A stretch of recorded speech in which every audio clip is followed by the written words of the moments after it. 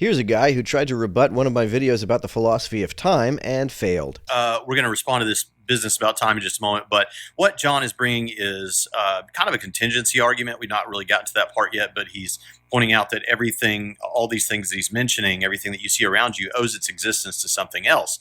So there must be a necessary being that serves as the explanation for the existence of all of these contingent things. The contingency argument is a form of the infinite regress argument that assumes that there is some problem with time stretching backward infinitely. Bertrand Russell pointed out one problem with this argument, which is that there is not actually any problem with an infinite regress, because there's no logical problem with a series that has no first term. There is, in fact, no reason that there can't be an infinite regress. I don't believe that there was an infinite regress, however, because it looks as though time only goes back to the Big Bang. But it also hints at a recession of causal events, or a regression of causal events. As we look backwards, the things that we see around us exist because of something else that came before them. Time doesn't. Obviously, nothing came before time itself. From a very young age, we understand the causal relationships between things, and that things that begin to happen or exist owe that happening or that existence to something else. We infer that, but as David Hume pointed out, we can never actually prove that to be the case. Immanuel Kant inferred that we naturally make these inferences because they help us navigate reality, but that causation is effectively all in our heads and not something that we observe in nature. That either came temporally or logically prior to that thing happening that we're trying to understand something about. This guy seems to think that logical priority is a form of causation. It isn't. Logical priority is when an attribute is a defining characteristic of a state. For example, you have to be single to be a bachelor. Being single doesn't cause you to be a bachelor, it defines your bachelorhood. So those are that's an interesting point. And obviously, if you take that to its conclusion, yeah, you have to get back to a necessary being that serves as the explanation for the existence of everything else. And when both of my daughters were about 6 years old, they're different ages, but independently, they came to me at about 6 years old and said something like, "Daddy, I know there's a God." "Well, why do you know that, sweetheart?" "Well, because if there was no God, where'd all this stuff come from?" I don't believe that the fundamental ingredients of this stuff came from anywhere. To say that it came from somewhere implies that there was a time when those fundamental ingredients did not exist, a time when they weren't yet in existence. There was no such time. The fundamental ingredients of everything we see around us have existed for as long as time has existed. I don't believe that the universe came from anywhere any more than you believe that God came from anywhere. And that is a very simple and even simplistic, but also incredibly profound idea. And you can talk about it in a high level, academic level with intellectual jargon, or you can talk about it on the level of a 6-year-old and say, what serves as the explanation for everything that I see around me? So God is the best explanation for that. And then you can make a special pleading argument that God is the one and only thing whose existence is self-explanatory. On the one hand, you could say there was a time when the timeline that we're currently experiencing did not exist. Now, I personally don't believe that that's true, but there are some who do, both Christians and non-Christians, that there may be some meta timeline, and it stands outside of the timeline that we are currently experiencing. And so you could have a time when time did not exist, but it would be a bit of an equivocation there. There are theologians and apologists who speculate that God exists in his own dimension of time rather than existing timelessly, and that would be a much more coherent concept of God than the idea that God is altogether timeless and spaceless, and created not just the space-time continuum in which we exist, but all of time and space per se. If, however, God existed in his own space-time continuum rather than being timeless and spaceless, then God would, by definition, be a physical entity. And many other apologists and theologians don't like that idea one bit. The fact that there was never a time on that timeline when time did not exist doesn't mean there wasn't some kind of existence sans the timeline. That's literally exactly what it means. If we're talking about time per se, and not just any particular timeline, there, by definition, cannot be existence independent of any and all time. To exist means to have location in space-time. Location in space-time is logically prior to existence. A timeless and spaceless entity is therefore a contradiction in terms. I'm sure apologists use a different definition of existence, but they've never been able to explain to me what it is. What does it mean to exist? What does it mean to be part of reality if it doesn't necessarily mean existing at any place or at any time? What does it mean to say that something can exist without existing anywhere ever? How is that not an obvious contradiction? You can't create anything without any time in which to carry out the act of creation. For that reason, time could not have been created.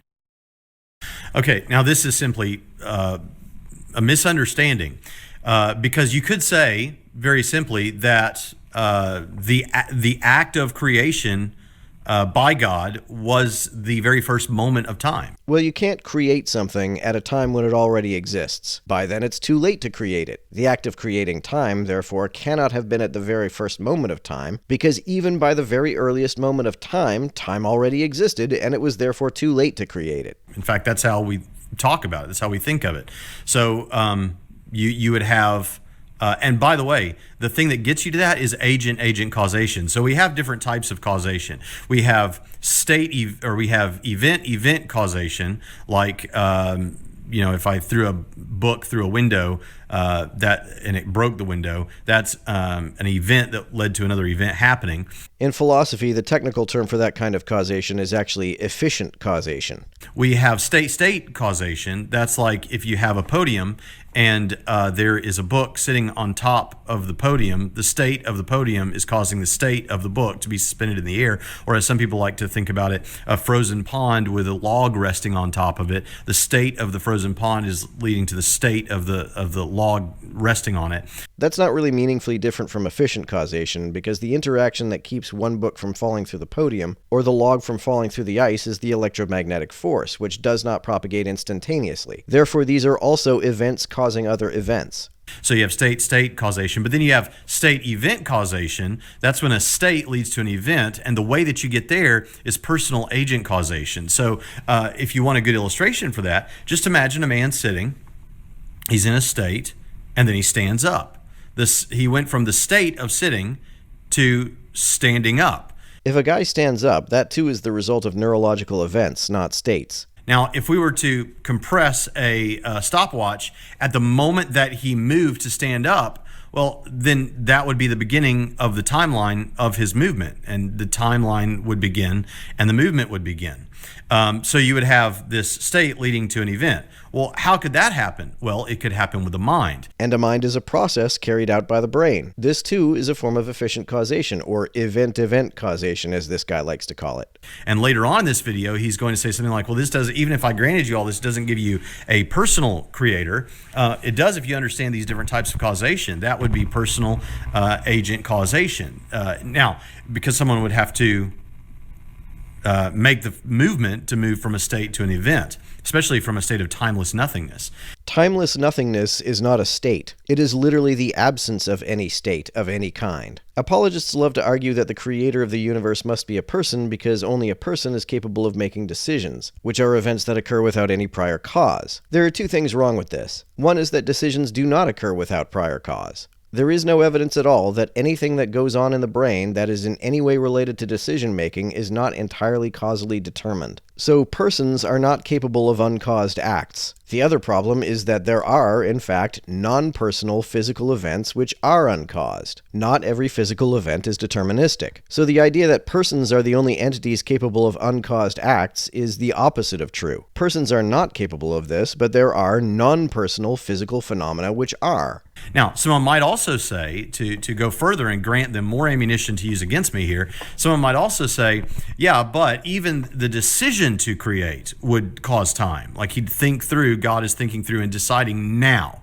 not now, now, that this requires a passing of time. But that would only be true with beings that are not omniscient.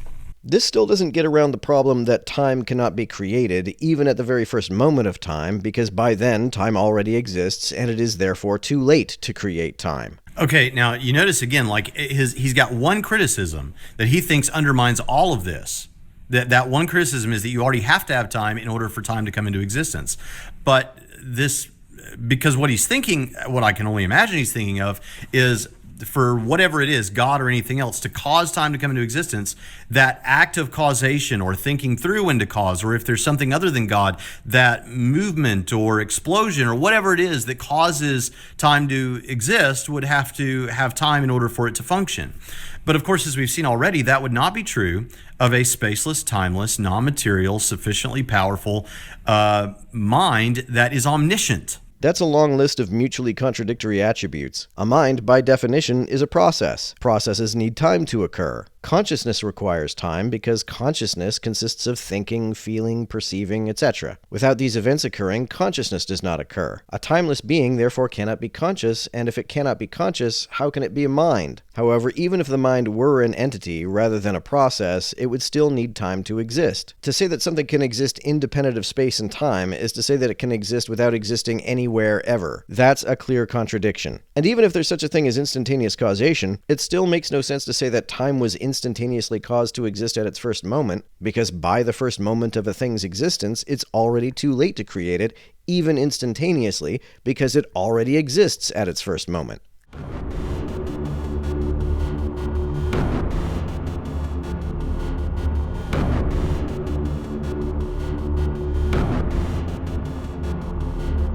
To everyone who helps me out on Patreon, you're a big help. Thanks so much.